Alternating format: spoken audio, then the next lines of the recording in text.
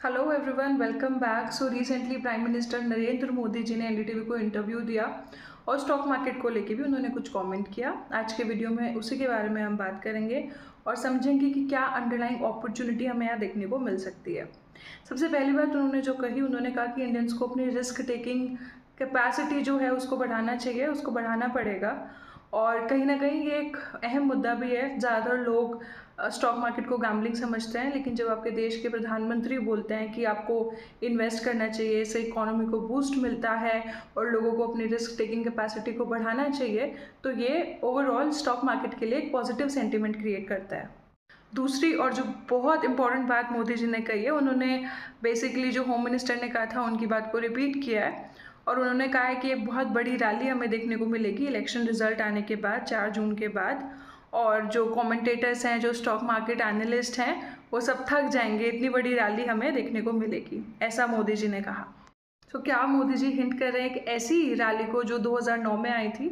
आप में से जिनको नहीं पता, 2009 में एक मैसिव रैली आई थी उस दिन, जिस दिन कांग्रेस की गवर्नमेंट रिपीट हुई थी। तो 2009 में जब कांग्रेस की गवर्नमेंट रिपीट हुई और ज़्यादा बड़े नंबर्स के साथ, तब मार्केट ने एक ही दिन में 2 बार अपर सर्किट हिट किया, 20% अपर सर्किट हिट किया।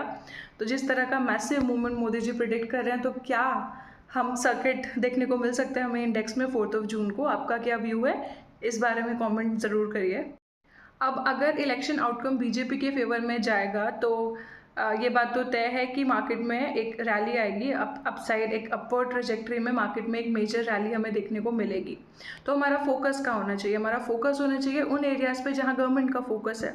तो गवर्नमेंट का फोकस पिछले 10 साल में मेजरली जो रहा है वो रहा है रेलवेज़ के ऊपर, डिफेंस के ऊपर। सो आपके रडार में ये सेक्टर के स्टॉक्स होने चाहिए, जैसे डिफेंस हुआ, रेलवे हुआ, रिन्यूएबल एनर्जी हुआ, इंफ्रास्ट्रक्चर, रियल एस्टेट।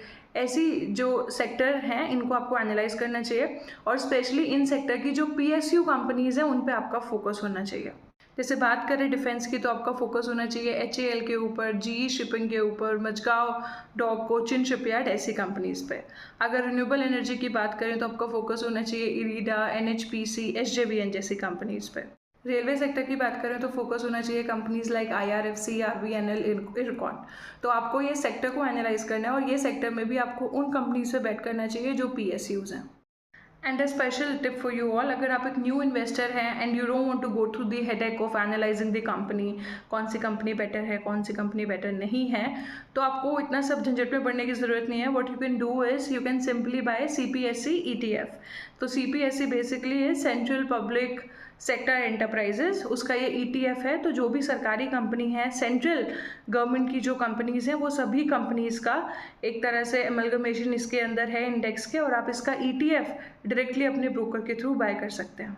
आपका क्या टारगेट है निफ्टी, बैंक निफ्टी को लेके आफ्टर जून 4? कमेंट ज़रूर करिए और ऐसे ही और इन्फॉर्मेटिव और इंटरेस्टिंग वीडियोज़ के लिए प्लीज़ हमें फॉलो करें।